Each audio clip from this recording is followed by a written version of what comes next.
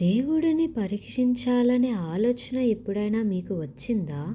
ఒక మనిషి దేవుడు నిజంగా ఉన్నాడా లేదా అని తెలుసుకోవడానికి దేవుడినే పరీక్షించడానికి ప్రయత్నించాడు.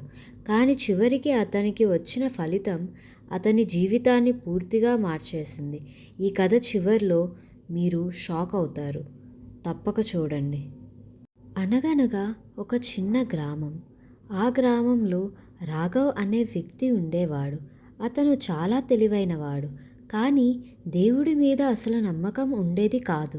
గ్రామంలో అందరూ ప్రతిరోజు దేవుడిని ప్రార్థిస్తుండగా రాఘవ్ మాత్రం ఎప్పుడూ ఒకే మాట చెప్పేవాడు. దేవుడు ఉన్నాడని మీరు అంటున్నారు. అయితే నాకెందుకు కనిపించడం లేదు? ఇదంతా మనుషులు సృష్టించిన భ్రమ మాత్రమే. అతని మాటలు విని గ్రామస్తులు బాధపడేవారు. కానీ ఎవ్వరూ అతన్ని మార్చలేకపోయారు. ఒకరోజు రాఘవ్ ఒక నిర్ణయం తీసుకున్నాడు. ఈరోజు నేను దేవుడిని పరీక్షిస్తాను. అతను నిజంగా ఉన్నాడంటే నాకు సహాయం చేయాలి. పరీక్ష ప్రారంభం. అతను ఒక అడవికి వెళ్ళాడు. అక్కడ ఒక పెద్ద చెట్టు కింద కూర్చున్నాడు. అతను ఇలా అనుకున్నాడు, నేను ఇక్కడ ఆకలితో కూర్చుంటాను. దేవుడు నిజంగా ఉన్నాడంటే నాకు భోజనం పంపాలి అని అనుకున్నాడు. రోజంతా గడిచింది కానీ ఎవ్వరూ రాలేదు. రాత్రి అయింది. అతనికి చాలా ఆకలి వేసింది. అప్పుడే ఒక వృద్ధుడు అక్కడికి వచ్చాడు. బిడ్డా, నువ్వు ఎందుకు ఇక్కడ ఒంటరిగా ఉన్నావు అని అడిగాడు. రాఘవ్ కోపంగా, నేను దేవుడిని పరీక్షిస్తున్నాను. అతను నాకు భోజనం పంపితేనే నేను నమ్ముతాను అని చెప్పాడు. వృద్ధుడు నవ్వుతూ అన్నాడు, ఇదిగో నేను కొంత ఆహారం తీసుకొచ్చాను, తిను అని అన్నాడు. కానీ రాఘవ్ ఆ ఆహారాన్ని తిరస్కరించాడు. లేదు, దేవుడు పంపిందే కావాలి అని అన్నాడు. మనిషి ఇచ్చింది వద్దట. వృద్ధుడు బాధగా వెళ్ళిపోయాడు. తరువాత రోజు రాఘవ్ మరింత కఠినంగా పరీక్ష పెట్టాడు. ఈసారి నేను ఈ లోయలోకి దూకుతాను. దేవుడు ఉంటే నన్ను కాపాడాలి అని అనుకున్నాడు. అతను లోయ అంచున నిలబడ్డాడు. అప్పుడే ఒక ప్రయాణికుడు వచ్చి అడ్డుకున్నాడు. అయ్యా, ఇలా చేయకండి, ప్రమాదం ఉంది అని అన్నాడు. కానీ రాఘవ్ కోపంగా, నాకు అడ్డం రావద్దు, దేవుడు నన్ను కాపాడుతాడు అని అన్నాడు. అతను దూకబోతున్న సమయంలో ఆ ప్రయాణికుడు అతన్ని బలంగా పట్టుకొని ఆపేశాడు.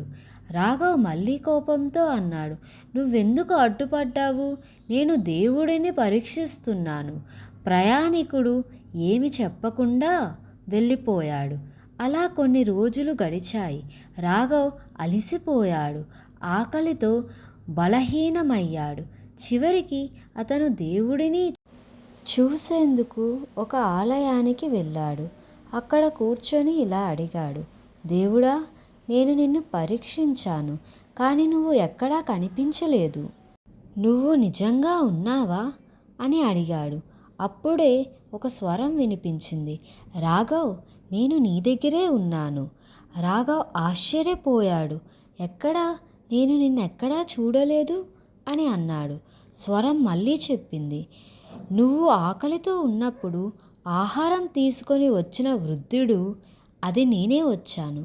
నువ్వు లోయలోకి దూకపోతున్నప్పుడు నిన్ను ఆపిన ప్రయాణికుడుగా నేనే వచ్చాను. రాఘవ్ కళ్ళల్లో నీళ్లు వచ్చాయి. అతను తల వంచి అన్నాడు, దేవుడా, నేను ఎంత మూర్ఖుడిని. నువ్వు ఎన్నిసార్లు నాకు సహాయం చేశావు, కానీ నేను గుర్తించలేదు. అప్పటి నుంచి రాఘవ్ మారిపోయాడు. అతను ప్రతి మనిషిలో దేవుడిని చూడటం మొదలుపెట్టాడు.